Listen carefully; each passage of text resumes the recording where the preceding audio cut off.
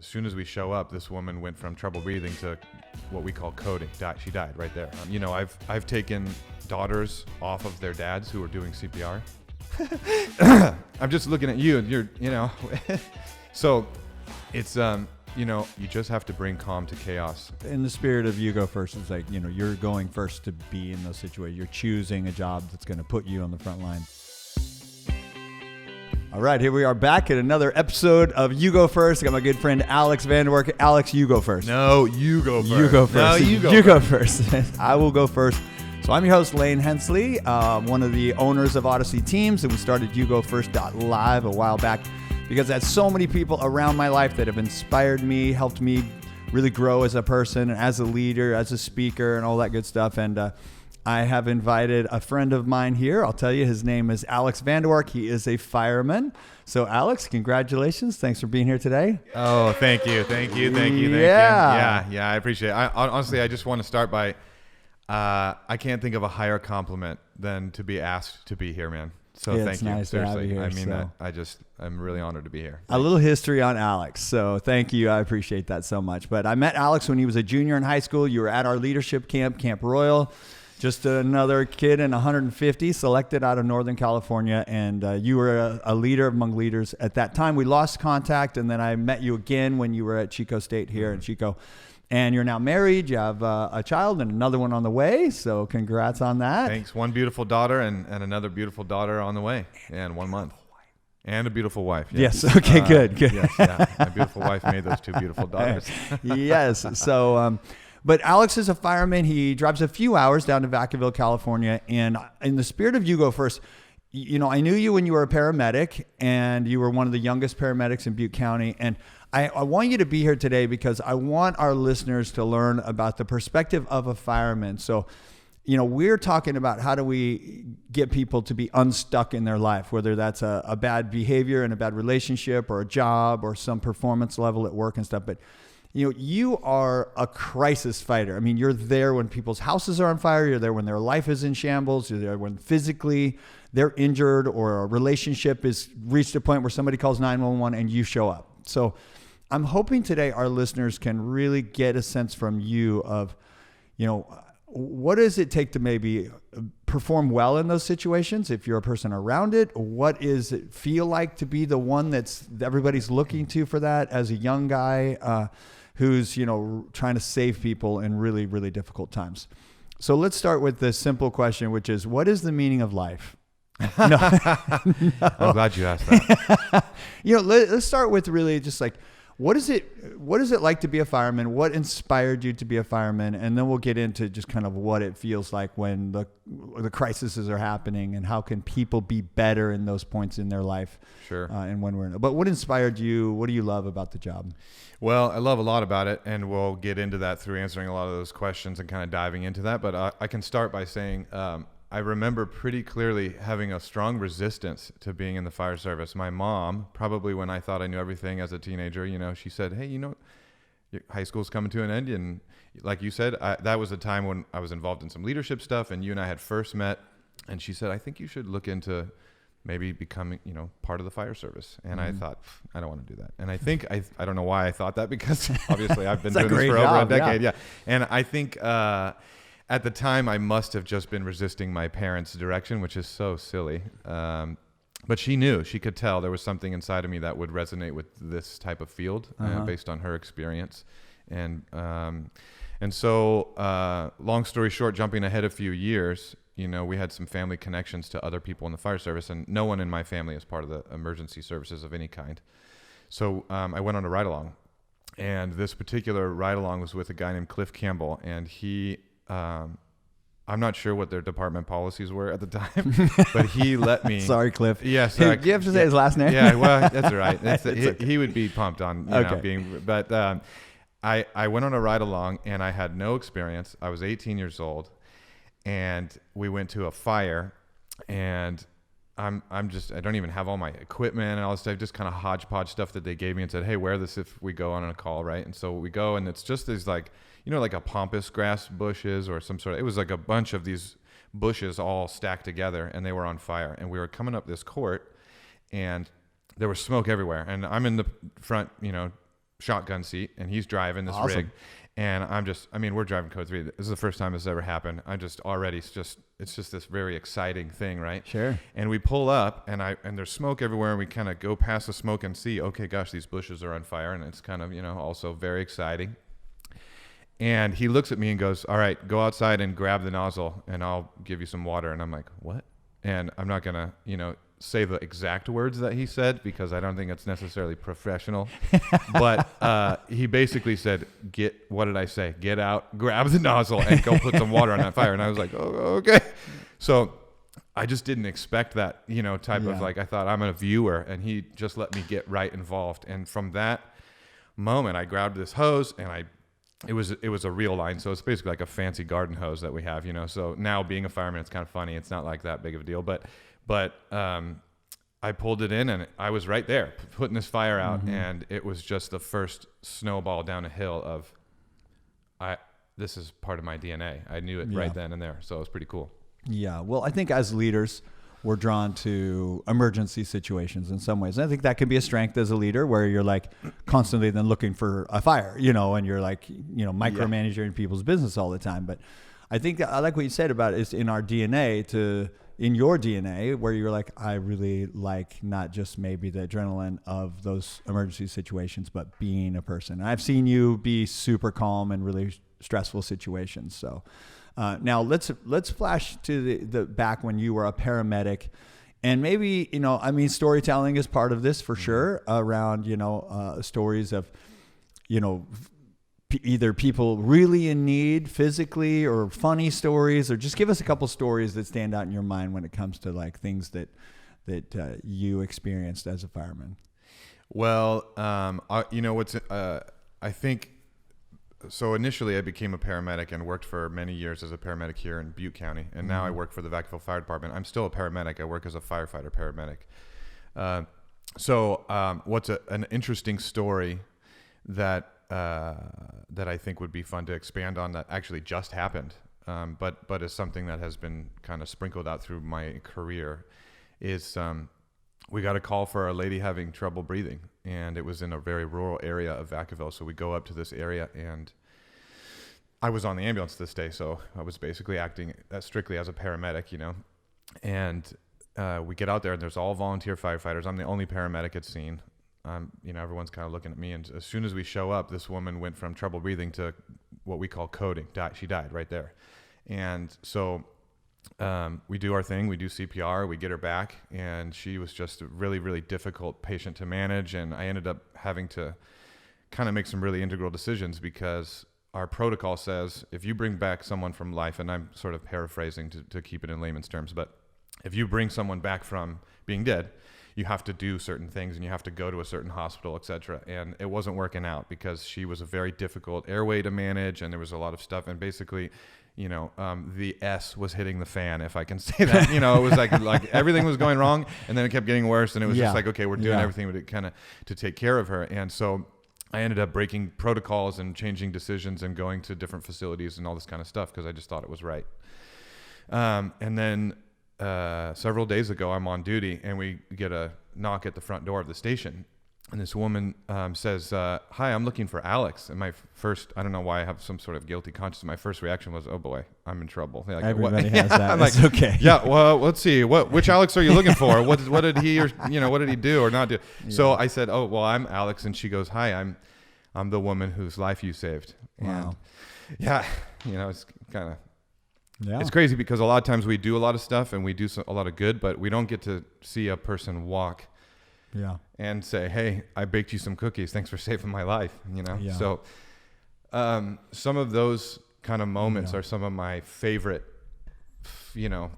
integral moments in sort of taking from the day that I was on that first fire, and then sort of fueling through your career of like, why do we keep doing what we're doing? It's because every once in a while things line up, and you can really affect, someone's life. So it's pretty cool. Yeah. Well, I feel your emotion. Yeah. On that. Sorry, I got worked up. No, that's all right. I mean, because because that's what this is about. I mean, when people like you were saying, she wasn't that easy of a patient when she was in crisis. Yeah. And I think a lot of times when we're going first for people, they sometimes resist when we're trying to help them. And it's a great feeling when people come back and they really are grounded and go, "Hey, you saved my life. You know, you showed me or taught me something I didn't want to learn, but I learned it." And it brings to mind the tragic stories. I'm sure you're around when people are, you know, in tough situations. I'm sure you've seen people who have died or been a part of those things. So, you know, how do you get through that with your fellow firefighters, paramedics? You know, it's, I'm sure, a very difficult part. And do any stories stand out to you of like been the hardest to deal with? Yeah, I would say I'm a new dad, as you mentioned, and so some of the, you know, there's been I could spend some time on some pretty tragic stuff, but I'd say most recently the things that have affected me that have been challenging to deal with. Like how do we deal with it? Well, me as a person, my crew, our industry, we're continuing to get better at it. We're not always the best. The history of it would be compartmentalizing all of the stuff. And a lot of people take it out on, you know, abusing alcohol or, you know, very unhealthy ways. And so there's been a lot of science and a lot of energy in our industry going into peer support and counseling and, you know, figuring out what is the best way to deal with some of that stuff. And, you know, as an example, like I said, I'm a new dad. So things with kids really, I don't know, there must be something biological about it because it just affects me to see and to deal with some of that stuff in a different way than probably before I was a father. You know, I've taken daughters off of their dads who are doing CPR, doing the best they can. You know, little teenage daughter. I'm just looking at you and you're, you know, so it's, you know, a lot of times it is, like you said earlier, you just have to bring calm to chaos and then we deal with it later. And that's the differentiation between a really great emergency responder and a not so great one. And it is hard sometimes, you know, like that's one occasion that stands out to me. I actually had to pull a 16-year-old girl off of her father doing CPR. And, you know, there was a time when Lindsay, my wife, was pregnant and she was about 5 months pregnant. We ran a call on a woman who was normal health, it's almost the same age, 5 months pregnant. She walked across the street, collapsed, and we did CPR on her. And the outcome wasn't so great. We saved her life, but the baby died. And and it was just like, you know, it's so, you know, what do we do to manage it? The best we can. We I think, are building a culture of really getting things out, talking to people you trust, your crew, and kind of really having good debriefing sessions. It's a little more crass and a little bit more, you know, vulgar than what normal people would, you know, have a debriefing session. It's a lot more of that type of sense of humor. We have a very dirty, dark sense of humor, but that's just the way that's the filter in which we process those really intense emotions a lot of times. And so that's kind of the best that we can do, you know?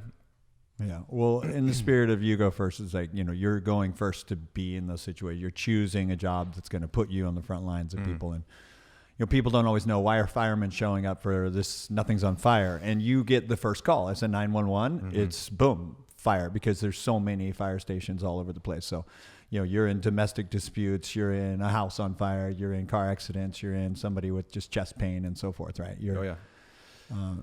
And I feel a bit of emotion because it's fun to see you in your uniform. My father-in-law's a fireman. Yeah. He just turned 90. You know, he's got cancer. It's like, you know, it's interesting to know. And I hear stories he tells about being involved in earthquakes in San Francisco. He was an Oakland fireman, you know, in on like a collapse of a bridge and, you know, extricating people from these like massive situations. And, you know, I wanted you here because I remember stories you would tell when you were 20 years old, you know, and you're drilling a hole into somebody's bone to try to, like, you know, pump medications in. And you know, it's just like, wow, I was so proud of you, knowing you from a high school kid to now making life and death decisions for people, being the one that you show up on scene and everybody's looking to you to go, what should we do? And what do they call that when you're like primary person everybody's turning to? Well, I mean, it depends on what context, but yeah, you're the highest level of authority at a scene, or you're the incident commander, or what have. There's a number of different terms depending on what kind of scene you're at, but basically you're the highest level of medical authority. So if there's EMTs or even if there's doctors at scene, I mean, pretty much a paramedic is in charge of any medical emergency. What if there's a motivational speaker on scene? Yeah, actually, we have a special clause in the code where they actually supersede our training, because of leadership and decision making, obviously. We joke we want to make a video someday around that where That's there's right. a doctor and a fire. I'm a motivational speaker. Oh, well, thank you. I'm glad you're Thank goodness someone's here finally that can help us There's a mitigate time this. when motivation isn't enough. Like people need help, Yeah. and you're providing that help. But in the spirit of just behaviors, what do you see? How could people prepare for a crisis situation? Whether that's you don't have to make it parallel to work or business or anything like that, but just what are things? Because I think behaviors are behaviors, whether you're at work or your house is on fire. So, what are behaviors you think people need to either tap into or have, or I don't know, help us understand? That's such a great question. Off the top of my head, I think the first thing is it's a mindset. I want to encourage all of your listeners that if I can be a firefighter paramedic for over a decade, then you can, in a sense of an emergency. You may not have any training or skills or whatever, but there's going to be a time where there's going to be some version of some emergency at least once in every person's life. And if you have the mindset of, I'm not prepared to handle emergency, or I'm not, the negative sort of like, then your reflex is going to be to shy away or to not be able to do what you innately are capable of doing. And I want to encourage the people who are listening to know that, like, by switching that mindset and by knowing, like, in a moment, whether it's doing CPR on a stranger or whether it's helping mitigate some mass school shooting, which is unfortunately all too common,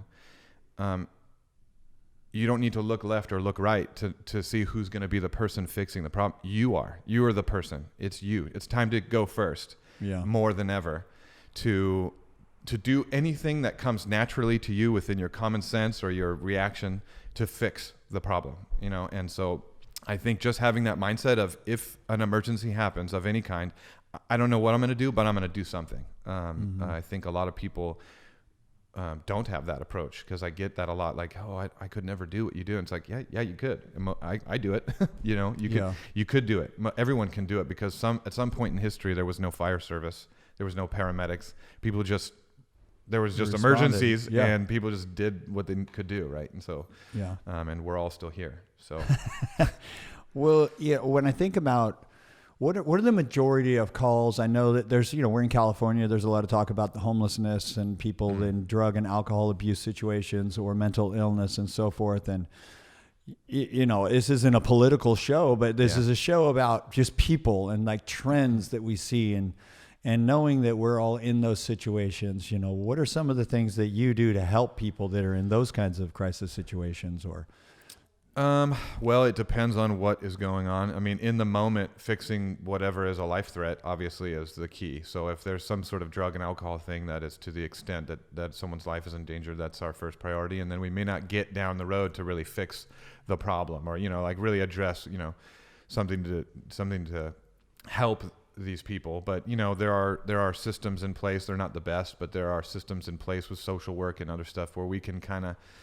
bridge the gap between someone who's a bum or junkie on the street and getting them the actual assistance programs, help that they need. But we're mostly wrapped up in just responding to the ones who are overdosed on heroin or what have you. So we don't, unfortunately, I see a lot of the results of what our society has created, and again, like you said, we don't want to get whatever created that. Whatever. There's a number of, individual circumstances and societal circumstances that have created a lot of homelessness issues. And some people are truly victim, and some people are making bad choices. And so I see the results of all those things, but unfortunately it's a hard feeling to feel a little powerless. There's not much I can do other than address the immediate stuff, if there is any, and transport someone to the hospital. When you go on scene, like what's your priorities? Just teach us about, if I want to be a fireman and I show up on the scene, I would have no idea, like, what do I look for first? How do you assess the biggest thing nowadays, first right out of the gate, is scene safety. So, I mean, we get a lot of training in a variety of different fashions on how to assess whether a scene is safe, but ultimately it's common sense. You know, if you're approaching, just like you're walking on the street, whether you're by yourself or with your family, if the hair on the back of your neck is sticking up because you see someone that's concerning to you or whatever, that's scene safety, right? So we go, if there's something that we're seeing, you know, whether it's a vehicle that looks unstable, we're not going to walk towards that vehicle and rescue someone until we feel like we can stabilize it, because I can't get crushed, then I'm no good. Or violence wise, obviously, if there's something that is a potential threat or whatever. So number one priority is always scene safety. And then it's getting into establishing, okay, how many people are here that are injured and what's the extent. So in a mass casualty thing, a accident on the street or something, you really have to decide, okay, how many people do we have that need what type of care? But in a typical emergency, it's like a one-person thing. You know, my dad's having a heart attack or someone got shot or whatever.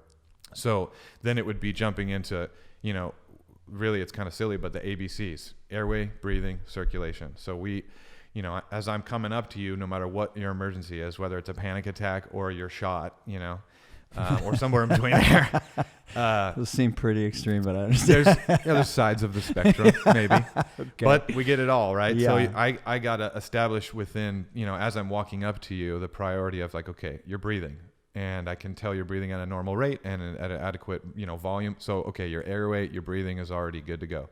Do you look pale, like you don't have any blood circulation, or do you look like you have nice, you know, skin color and that kind of stuff? So I'm assessing those things as we walk up. And so all of us are going basically scene safety, the vital stuff, ABCs, and then we get into the meat of what we call differential diagnosis, you know, figuring out, okay, are you having pain? Are you having weakness?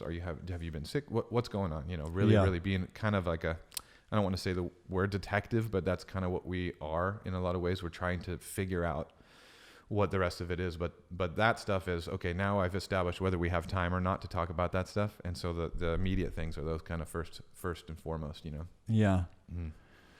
Well, you know, everybody, you know, when you think of firemen, you're just like these superheroes, you know. I see the hook and ladder go by. I always want to be the guy in the back and just know what that feels like to drive this vehicle and represent, you know, like help is here. You know, there's help is on the way and there's help is here. And I think everybody, when they see a fireman coming, there's this positive reaction like, okay, cool, this person is in charge. And I think something I want people to feel today is that behind the badge and behind the truck and behind the uniform are people who are making a choice to go toward it. And I think 9/11 was one of those things that just united everybody around. Wow, firemen are the ones. They're running up the stairs. Everybody's running down the stairs. Yeah.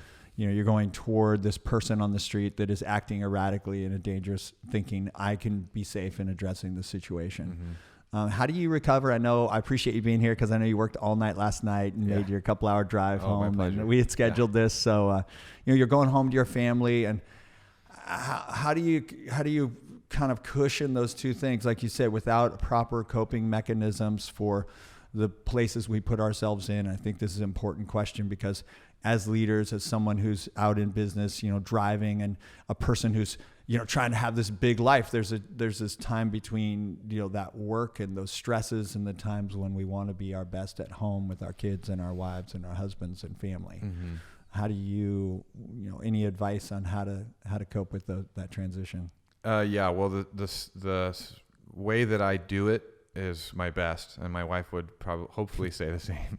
But you know, the way I do it and the things that I do are things that you know doesn't take an emergency responder to need to do the same things, and you know, because people's stress is different and lives are relative. And so whether you're a person that works in the parks or whatever, it doesn't matter what you do. Everyone has some version of this where you have to harmonize your work and life and, you know, family balance. And I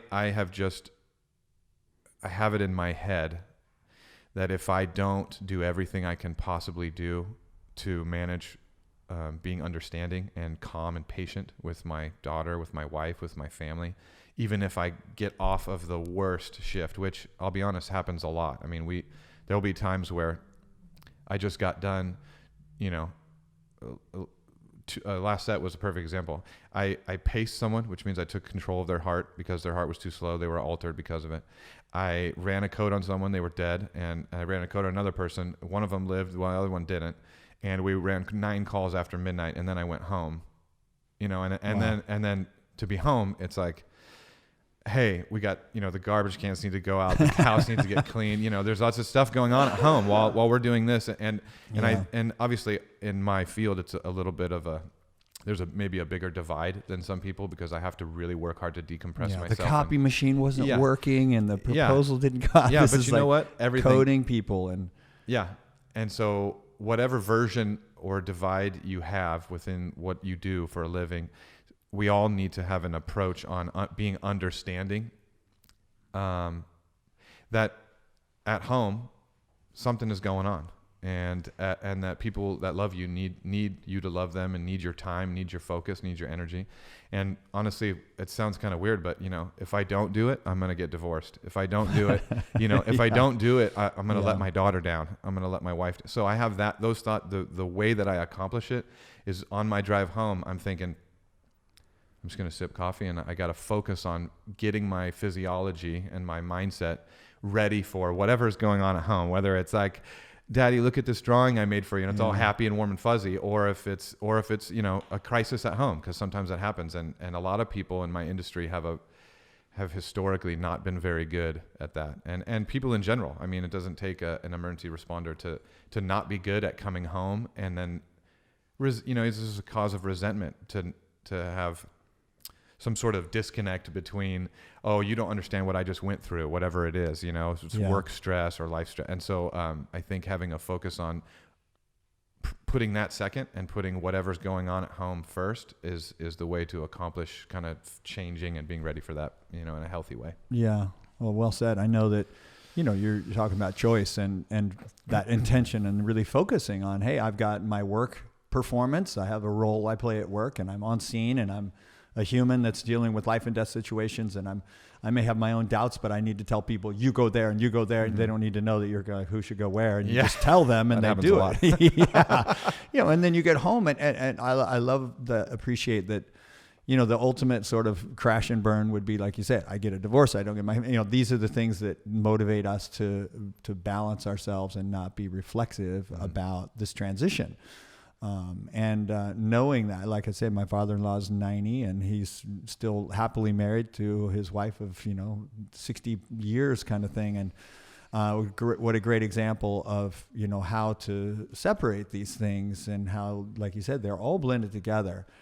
And that's why I thought it was so important to have you on, because I think people who are watching or people who are listening understand that this is really a person that's got at least their head on I'm going to figure this out, and I'm going to keep being better at it. And that continuous learning that you exhibit from the day I met you as a high school student to then as a college student, as a paramedic, as now a good friend of mine, and somebody that I see you go off and put your life in jeopardy to be there for people, and to see your family growing and all that stuff is so awesome.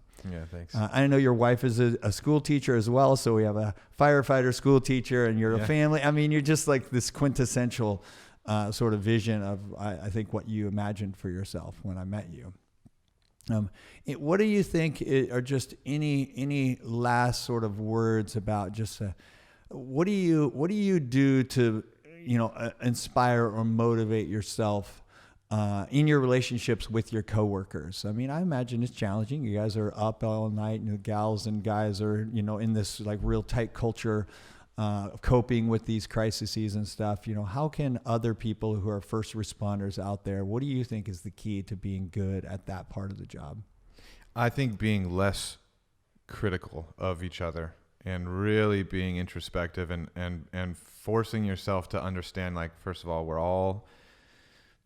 all very experienced, but we're all beginners, because every call we run is different, and all the things we do, that's part of why we like doing it. It's always new, and it's always challenging, it's always exciting, and some, often it can be tragic and intense and emotional, but a lot of, for whatever reason, the people that are drawn to this industry are naturally hypercritical of everyone except for themselves. And I have discovered that about myself, that I am hypercritical when I should really be mostly critical of myself. And then hopefully that shift, if I could get into the ears of all of my peers, nationwide, anyone who's in the fire service or, I think that's something that we need to do better.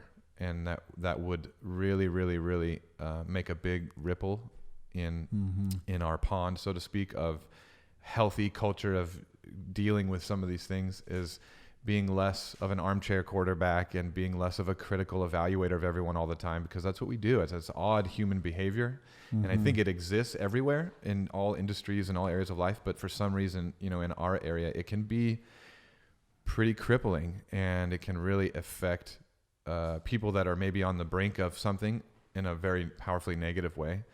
That just as a side note, there were more suicide deaths in the fire service last year than on line of duty deaths. So more of us are dying because we're killing ourselves instead of because we go try and rescue somebody in a fire. So the only reason I say that is because, it's really important for us to find ways to answer your question, and I think that's one way, is being more of an, like, what can I do to just understand? Because every call, some other station that's, you're hearing it all go down on the radio. We all listen to each other, and then what's our reaction? It's to critique and to, I would do this better or do this differently, or I can't believe he or she did that. And it's kind of like, why do we do that instead of, wow, how difficult must it have been to do this, and wow, how good did they do by, you know what I mean? And I don't know why in our culture it's rampant, but it is. So. Yeah. Well, I think that's a great place to end, is just, I think, in relationship of any kind, we have this reflexive need to assess and then critique instead of just, observe and learn. And without going to that, like, what I would have done, or vocalizing that, we can become, I always feel like, man, I'm so busy trying to be better at who I am. I barely have time to but we find the time. And so often we maybe insulate ourselves from our own assessment by filling our mind with our critiques of others. And that fulfills sort of that unconscious bias that we have maybe toward those people. And it doesn't allow them to change, doesn't allow us to change. Yeah. And we're just not good in the moments where we need to be good. When we hit it on the head, I think. Yeah, totally. Well, Alex, man, I'm just so proud to see you here, and I appreciate you coming and sharing some of your story. I know you have so many stories you've told me, around, just these, life and death situations that you're putting yourself in to try to be that hero for people. And I see the way you're showing up for your family, and I just can't wait to see your growing family and see what you do next with these skills that you've developed beyond as a fireman, but just as a person. And that's what this show is about. How do people develop the skills to go first, to look at themselves, to go first, to be in harm's way, go first, to find people in big need.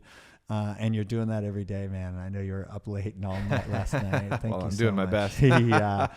So with that, everybody out there listening, hey, thanks for sticking with Alex today and really hearing his story as a paramedic fireman. And it's an honor to be your friend. Oh, likewise. It's an honor to be here and be your friend too, man. Yeah, awesome. So good luck out there, everybody. You go first.